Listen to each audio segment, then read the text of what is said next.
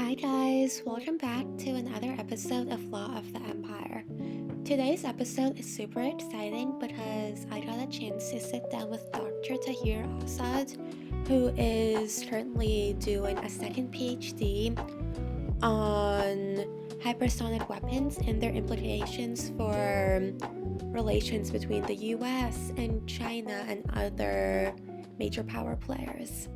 My conversation with him was super enlightening, and I learned so much. I'm sure you all will learn so much too, and I hope you all enjoy this conversation just as much as I did. So, without further ado, here he is. Tell me a bit about yourself, your research, what you're doing right now.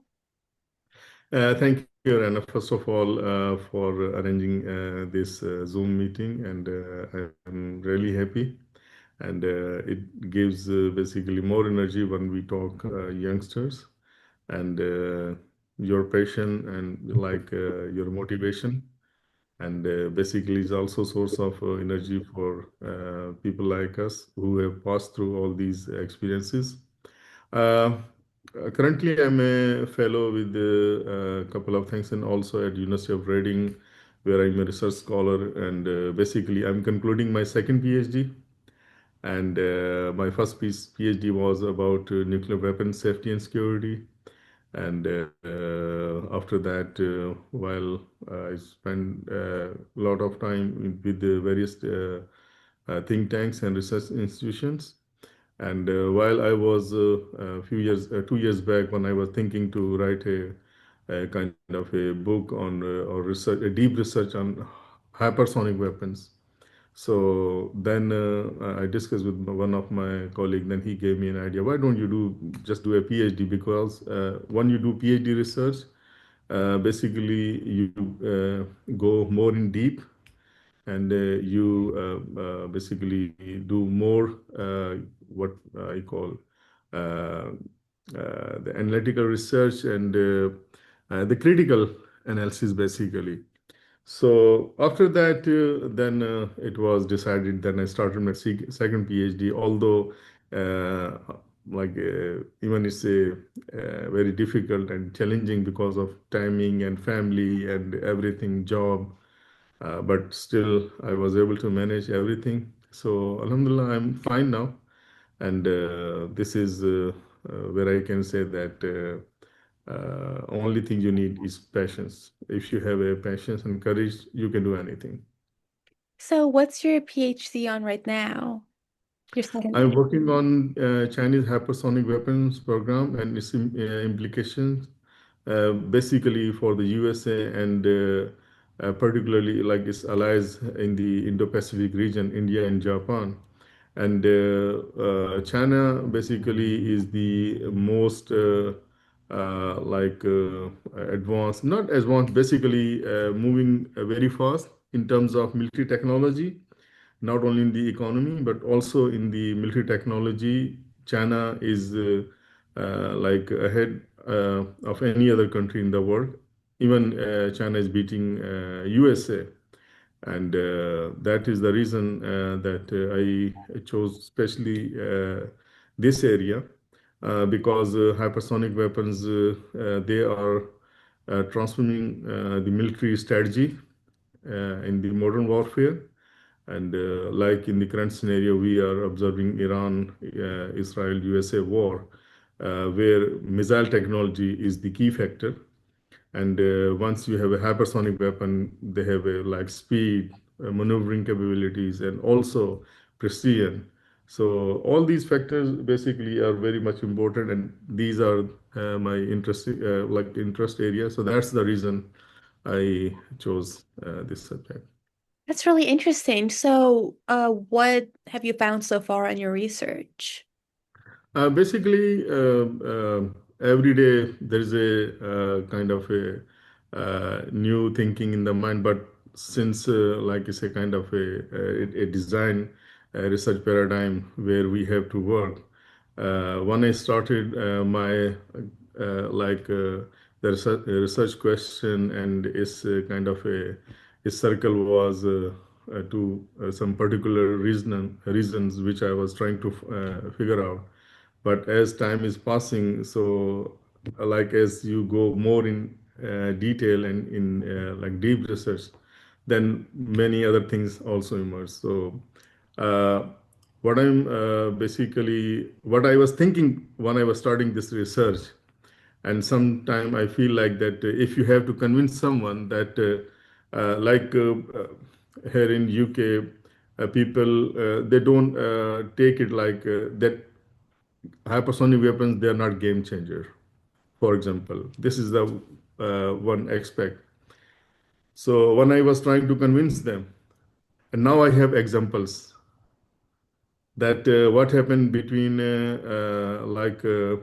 what is happening basically Russian Ukraine. Then there was a limited conflict between Pakistan and India in June 2025. And again, it was India's supersonic weapons. Basically, they like Indian side they fired, and Pakistan was not able to detect or any kind of signals like they could intercept them. And now Iran, Israel, USA war again. This missile technology is the key factor, and like wherever Iran has a kind of a like very high speed weapon missiles, so even USA like technology is unable to beat that those missiles.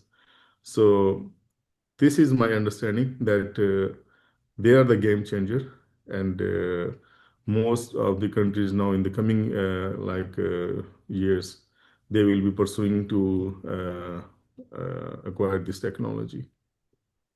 Okay, so basically, that's really interesting. So basically, these hypersonic weapons are a game changer, but a lot of like countries or people like don't really realize that, but because of the wars with Iran and Israel and the US, and also the one with the brief one between India and Pakistan last summer, it's kind of becoming like more apparent that these missiles actually do play a huge role in battles and what direction the wars go in. Yeah, one more thing, like if you just try to analyze yourself, Mhm. that what's exactly going on. Not a single soldier crossed the border. There is no soldier, like no foot on the ground, but they are targeting enemy adversary strategic asset from your own land very precisely, with speed, with accuracy.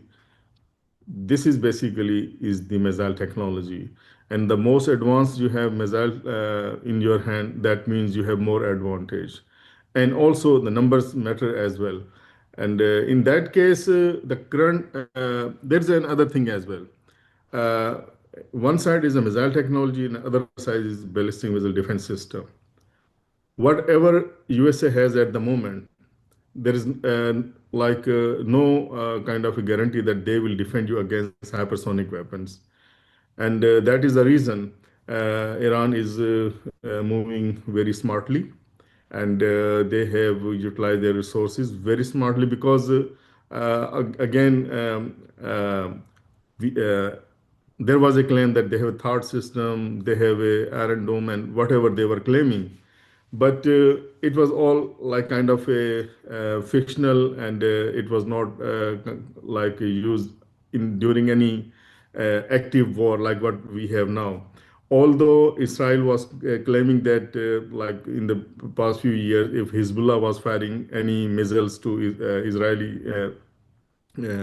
Israeli side, they were very easily intercepting them because they were homemade, small quality, or you can say not very fast kind of missiles. But now once you have a Iran has a Fatah, which is basically hypersonic category, and there are also now Khyber and Sinjil, all these categories of missile which Iran is firing now.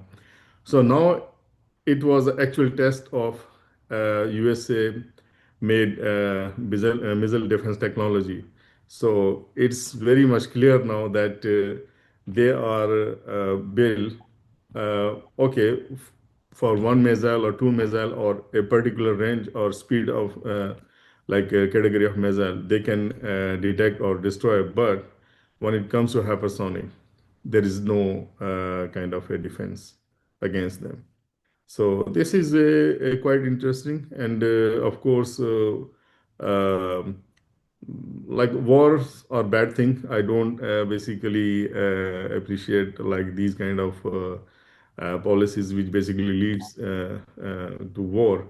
But again, also it's a good time to understand that what is lacking in the military strategy in the modern era.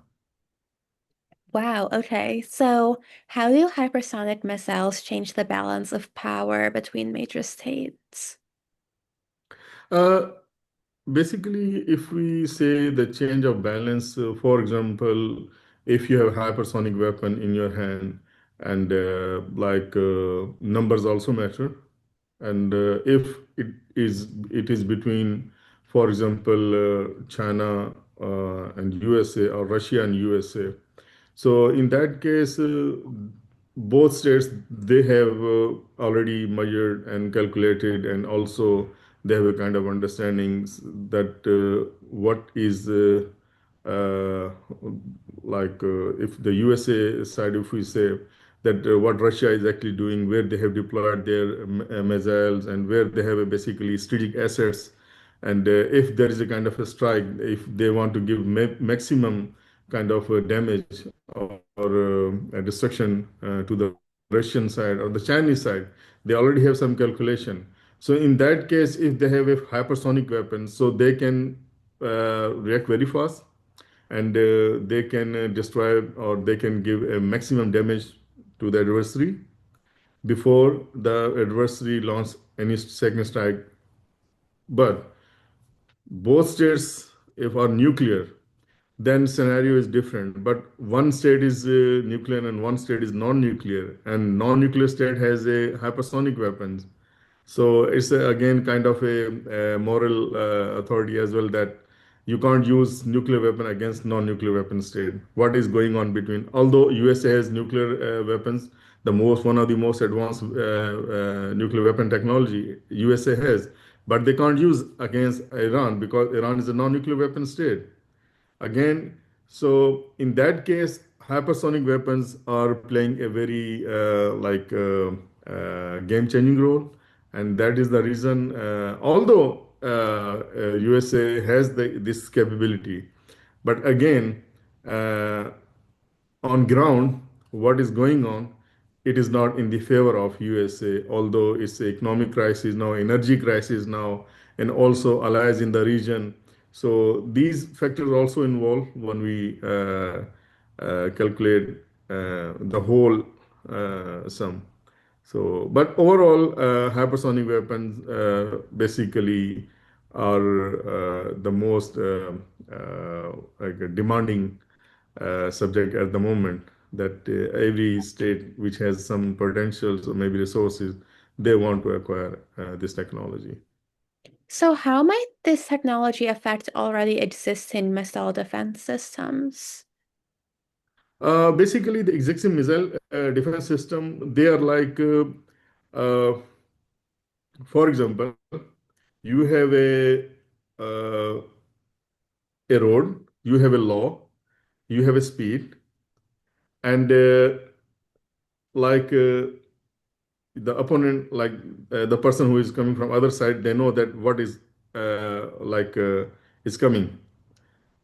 But hypersonic weapons are if there is a traditional defense system, although they can detect, okay, missile is coming, but when you try to intercept or destroy it, you can't do that because of its maneuvering capability, its speed, its accuracy, and also, for example, if we see right now between Iran and Israel, there are some there are footages where some missiles are coming from the Israeli side to destroy the Iranian missile, but because of their maneuvering potential, like capability, they are unable to hit the missile like within the space.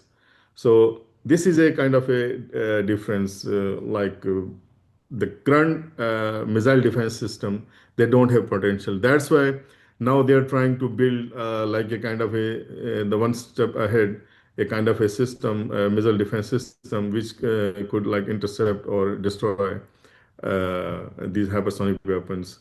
Uh, there was a movie, I think, almost one last month or 2 months before on Netflix.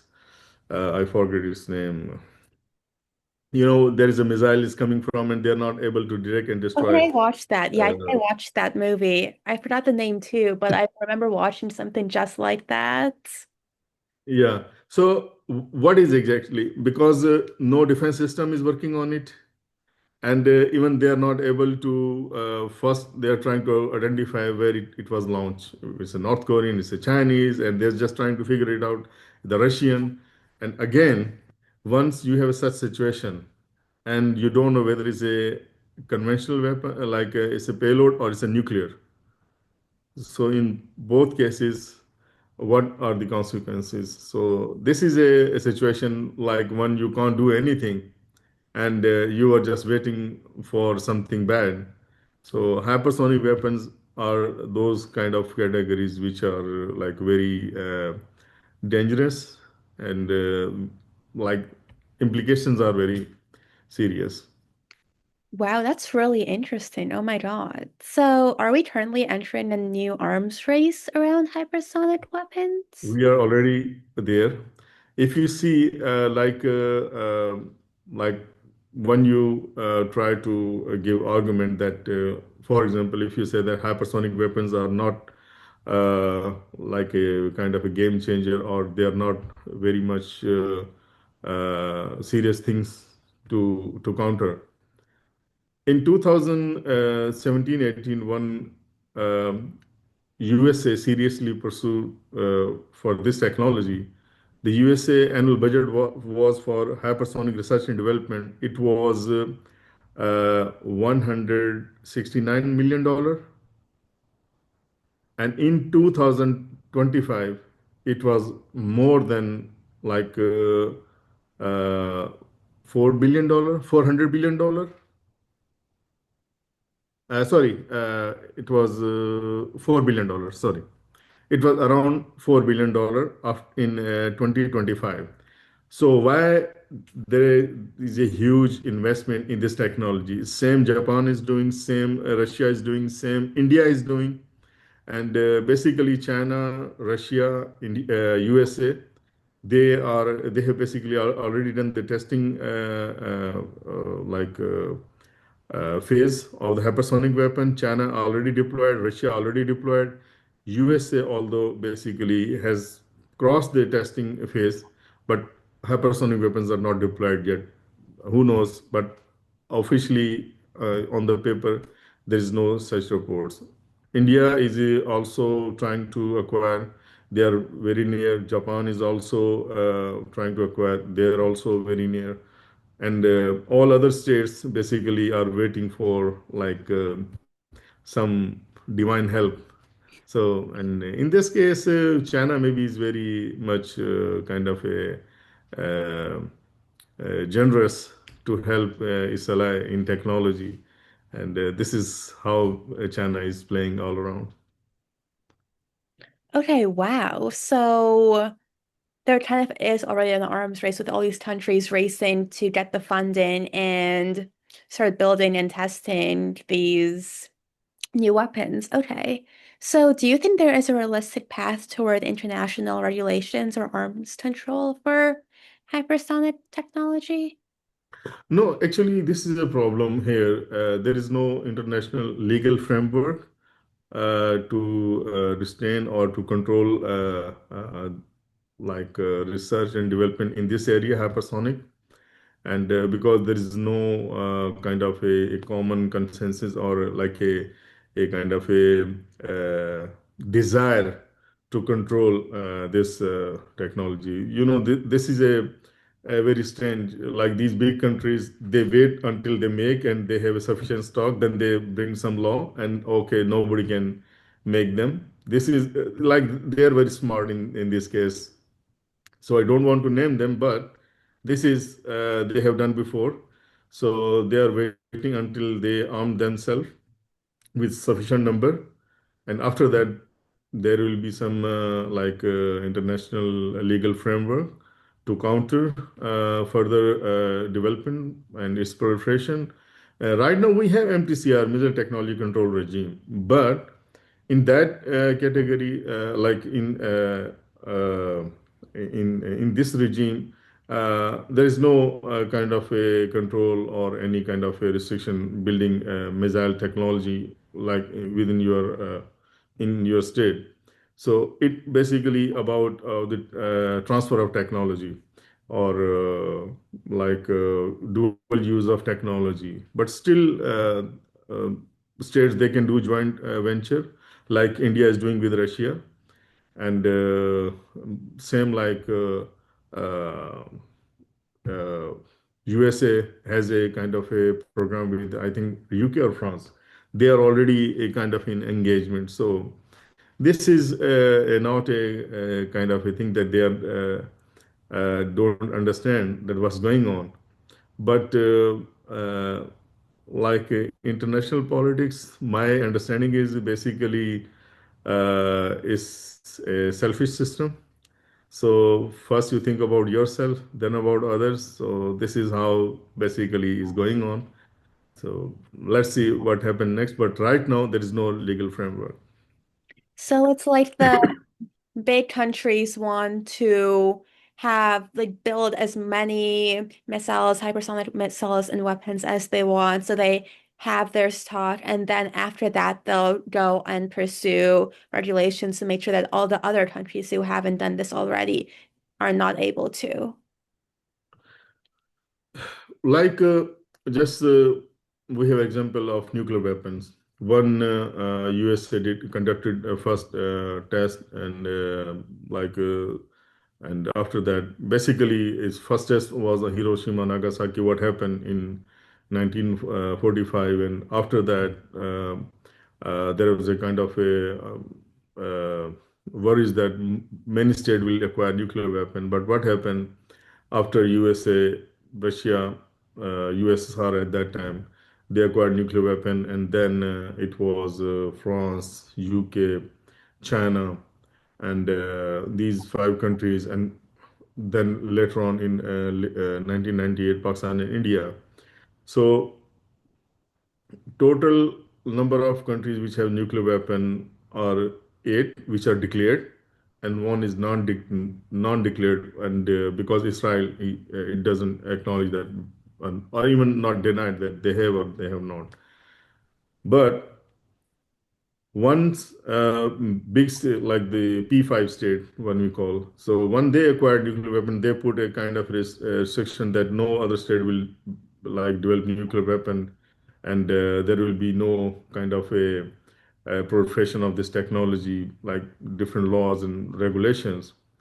And in case of a hypersonic weapon, it's not just a hypersonic weapon at the moment, which are very dangerous, and like quantum arms race, artificial intelligence, and outer space arms race.